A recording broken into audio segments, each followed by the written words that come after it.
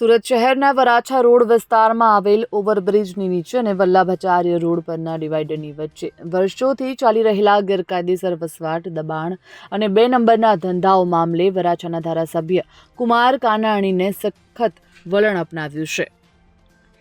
તેમણે આ ગંભીર સમસ્યાના કાયમી નિરાકરણ માટે સુરત મહાનગરપાલિકા કમિશનર અને સુરત પોલીસ કમિશનરને સંયુક્ત રીતે સંકલન કરીને તાત્કાલિક કાર્યવાહી કરવા માટે પત્ર પણ લખ્યો છે। પત્રમાં કુમાર કાનાણીએ લખ્યું છે કે સૂર્યપુર ગરનાળાથી પ્રાણી સંગ્રહાલય સરથાણા જકાત નાકા સુધીના ઓવરબ્રિજ નીચે તેમજ વલ્લભાચાર્ય રોડ પર મોટા પ્રમાણમાં લોકો ગેરકાયદેસર રીતે રહે છે। આ ઉપરાંત આ જગ્યા ઉપર જેસીબી, ટ્રક અને ટેમ્પા જેવા મોટા વાહનોનું ગેરકાયદેસર પાર્કિંગ પણ થાય છે।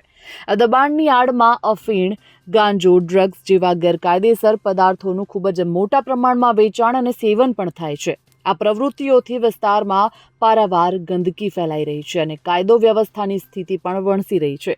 વધુમાં ધારાસભ્યએ જણાવ્યું છે કે વરાછા રોડ સુરત શહેરનો મુખ્ય પ્રવેશ દ્વાર છે। નાના વરાછાથી સરથાણા જકાત નાકા સુધીનો શ્રીનાથજી ફ્લાયઓવર બ્રિજ એ શહેરના સૌથી મોટા બ્રિજ પૈકીનો એક છે।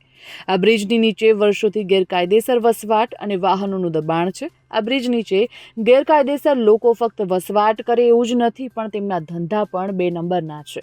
દારૂ, જુગાર, ડ્રગ્સ, ગાંજા, અફીણ અનેક પ્રકારના ન્યુસન્સ છે।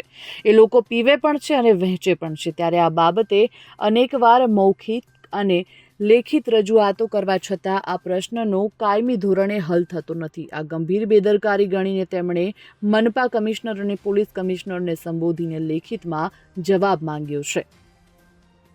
Bureau report, Gujarat fight news.